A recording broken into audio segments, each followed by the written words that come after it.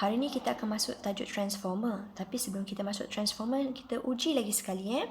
Hari tu kita dah belajar untuk tajuk elektromagnet. Sentiasa utara mencari selatan. Utara mencari selatan. Itu arah medan magnet. Kita guna jari jemari genggaman tangan kanan. Andai kata pada kertas itu keluar, out. Saya dah kata out. Awak kena outkan dari kertas. Awak akan nampak gambar ini akan satu arah. Apabila satu arah dekat sini, awak akan nampak dia adalah out. Dekat sini akan arah ni lah. Betul. Arah lawan jam. So, bila lawan jam, dekat sini yang jam. Kita dah belajar, dekat sini banyak sangat kereta lalu. So, bila kat sini banyak kereta lalu, dia pack tau. So, bila dia pack, dekat atas ni akan lengang. Yang lengang tu akan menyebabkan daya tertarik ke atas. Ini genggaman tangan kanan. Ini berlaku dekat lastik lah, medan lastik. Lastik itu gabungan antara magnet kekal, bar kekal ni dengan awak ada add-on satu dekat sini lagi, medan. Untuk Fleming kiri, dia mesti mewujudkan bateri atau bekalan arus. Bila ada bekalan arus, arus akan lalu, saya buat jari dia mesti bermula dengan 1, 2, 3. Arus medan daya. Arus medan daya. Arus lalu sini. Medan utara ke selatan. Nampak tu? Utara ke selatan. Regangkan tangan awak. Aku akan nampak ibu awak naik atas. Bila ibu awak naik atas, bermakna rod yang dekat atas ni akan tertolak ke atas. Next. Untuk Fleming kanan, kita latih lagi sekali. Awak tidak ada bekalan arus, tapi awak ada genggaman tangan, petua tangan kanan. So, utara pergi selatan, jari telunjuk. Lepas tu, awak tolak tarikkan daya tu. Let's say saya tolak tarikkan ke atas. Saya naikkan ke atas. Saya naik atas. Bila saya naik atas, saya lembutkan tangan. Saya nampak arus saya tu akan lalu pada rod ke sini. Nampak tak? Untuk Fleming kanan, awak akan gerak dulu. Gerak, tunjuk. Dan arus yang ketiga. Gerak, tunjuk dan arus ketiga. Kalau saya draw gambar, ibu is number 1. Ibu tu menunjukkan awak punya force, betul? Force F. Ibu menunjukkan force, kemudian tunjuk utara selatan tu akan number 2 and your arus akan jadi number 3. Tengok tangan saya. Daya naik atas, utara pergi selatan dan arus tu lalu dekat rod. Nampak ni? Bila arus lalu dekat rod, dia akan pergi ke wire, lalu menyebabkan galvanometer ni yang tegak tadi tu macam ni. Dia akan follow juga. Bila dia follow, dia akan terpesong ke kanan.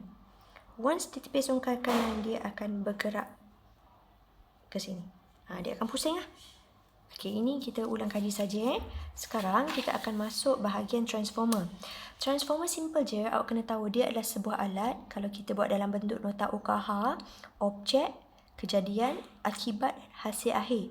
Selalunya kalau ditanya penerangan, awak kena beri detail lah. Apakah transformer? Alat elektrik yang menerima bekalan arus ulang-alik. So, bila dia terima arus ulang-alik, bentuk sebelah kiri mesti bentuk arus ulang-alik. Kemudian, dia berada di gerung prima. Ni adalah sebuah gerung which is gerung yang prima. Gerung number 1. Dia akan menghasilkan medan magnet yang berubah-ubah. Once medan magnet berubah-ubah kat sini, dia akan berkait dengan Fleming kanan tadi tau. Dia akan mengaruh macam awak bayang arus tu melompat. Dia akan lompat ke sebelah kanan which is pada gelung sekunder. Gelung number 2 So, bila dia melompat ke gelung sekunder ni akan menghasilkan flux magnet yang berubah-ubah. So, bila flux magnet yang berubah-ubah, maksudnya ada perubahan flux magnet semakin tinggi, semakin rendah, ke kanan, ke kiri. Dia akan menyebabkan voltan itu diarahkan merentas, lalu. So, kalau ada alat elektrik kat sini, lampu ke, laptop ke, dia akan mendapat bekalan kuasa. Itu maksud dia. So, apa yang diperlukan ialah formula transformer. Formula transformer ialah voltan per voltan, number of lilitan. Kalau dekat sini number of lilitan awak 10, dekat kanan number lilitan awak 20, bermakna awak mengalami injak naik. Dia semakin naik. Kalau sebaliknya, injak turun. So, inilah nama dia number of. This one awak punya bekalan voltan. Bekalan voltan dengan number of. Bekalan voltan, number of. This one is primer. This one is sekunder. Okay. Formula ni kita boleh guna juga dengan formula USB tau. Kalau saya bagi contoh, okay, saya ambil ni formula USB. Katakanlah saya ada number of yang pertama ialah 10. Number of yang kedua lilitan ialah 20. Cari voltan 2 andai kata awak diberi voltan 1 5 volt. Okay. So awak kena buatlah macam USB. Kalau yang pertama 10 dapat 5 volt. Kalau yang kedua 20 berapa volt? Betul? So awak akan buat USB which is unit yang sama duduk atas bawah, selebihnya akan darab dia. So dia akan dapat 2 darab 5 10 voltan. Okay, ni teknik USB. Okay.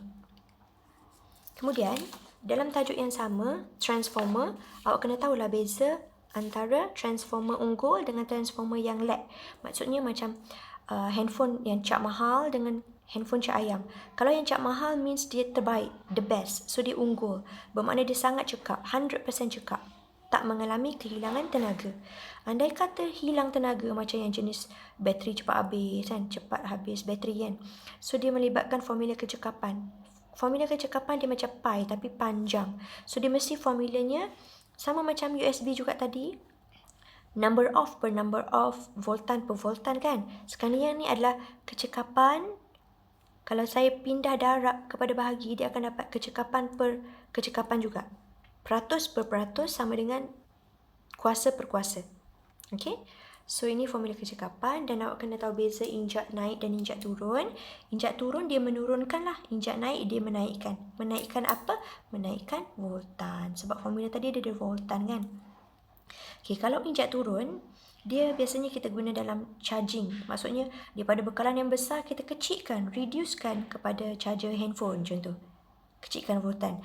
Kalau naik benda yang kecil kita nak besarkan dia. Maksudnya kita contohnya defibrillator yang orang yang nak mati kita bagi power dekat dada dia tu kan. Jush, macam tu kan. Ataupun sinar X kita nak X-ray. Kita nak besarkan voltan. So ni antara fungsi-fungsi ni lah. Okay. That's all. Thank you.